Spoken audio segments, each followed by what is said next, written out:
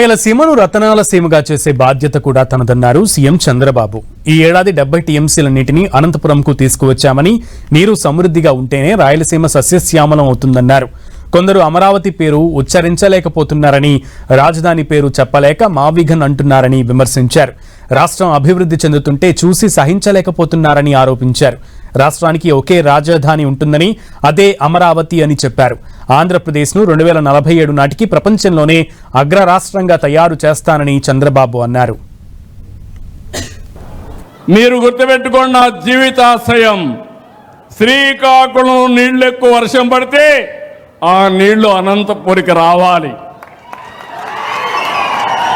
అది ఎట్లా వస్తుందంటే అక్కడి నుంచి నేరుగా గోదావరికి వస్తుంది, గోదావరి నుంచి కృష్ణాకు వస్తుంది, కృష్ణా నుంచి నల్లమల సాగర్కు వస్తుంది.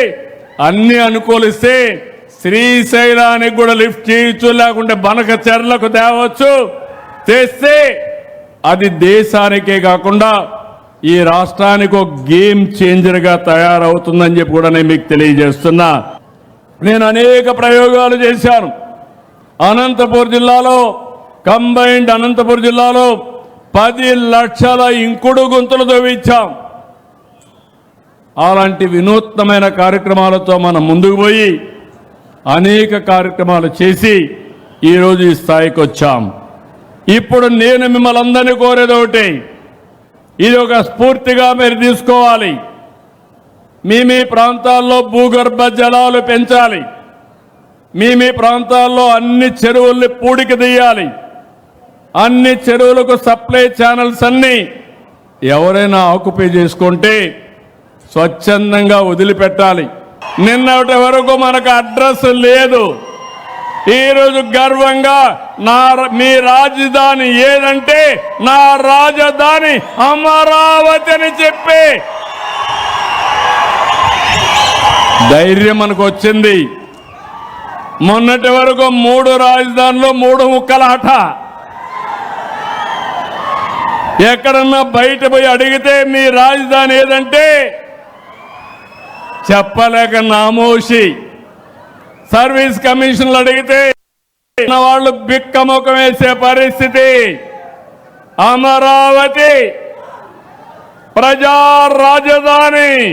తెలుగు ఆంధ్రప్రదేశ్ రాష్ట్రానికి ఒకే రాజధాని, అదే అమరావతి.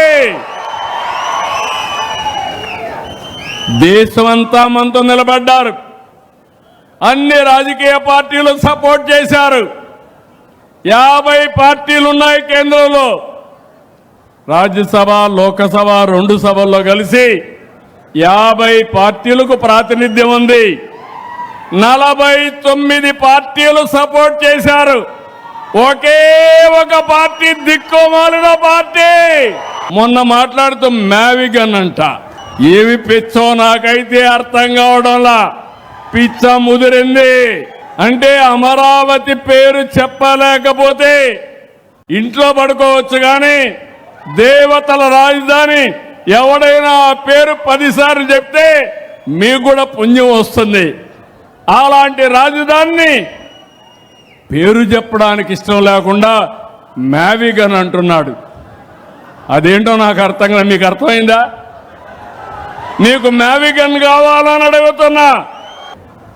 ఒకప్పుడు తీవ్రవాదులు ఉండేవాళ్ళు, ముఠా నాయకులు ఉండేవాళ్ళు, మత విద్వేషాలు క్రియేట్ చేసేవాళ్ళు. ఏదైతే మొన్నే మీరు చూశారు ఎలాంటి వాళ్ళంటే బాబాయిని చంపి నా చేతిలో కత్తి పెట్టేవాళ్ళు.